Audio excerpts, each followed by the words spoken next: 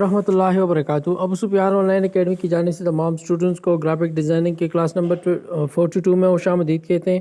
تو آج کی کلاس میں ہم واٹس ایپ اسٹکرس کے بارے میں بتائیں گے کہ آپ اپنا واٹس ایپ اسٹکر کس طرح بنائیں گے، اپنے تصویر کا یا اپنے نام کا واٹس ایپ اسٹکر کس طرح بنائیں گے۔ تو ایڈ نیو پہ کلک کریں، یہاں سے ہم کوئی بھی ڈیزائن اس کو سلیکٹ کر دیتے ہیں۔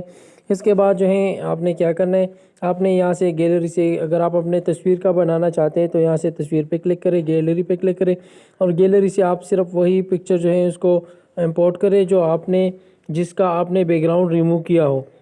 BG ریموور کا اپلیکیشن وہ ہم نے آپ کو دے دیا ہے، ٹھیک۔ اس کے بعد یہاں پہ دیکھیں ہم یہاں سے کوئی بھی ایک تصویر کو امپورٹ کر دیتے ہیں، جیسے کہ یہ والا تصویر ہم نے امپورٹ کر دیا ہے۔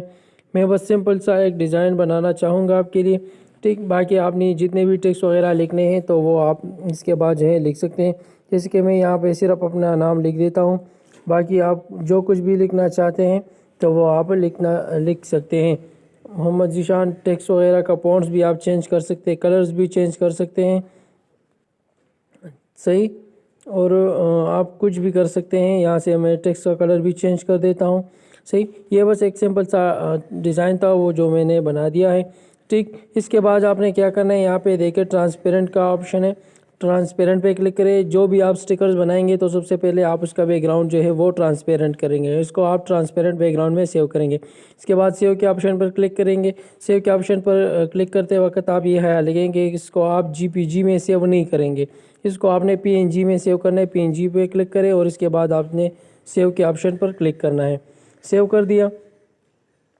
اس کے بعد ہمارے پاس ایک اور اپلیکیشن ہے جس کا نام ہے جو سٹکرز کے نام سے مشہور ہے، صحیح۔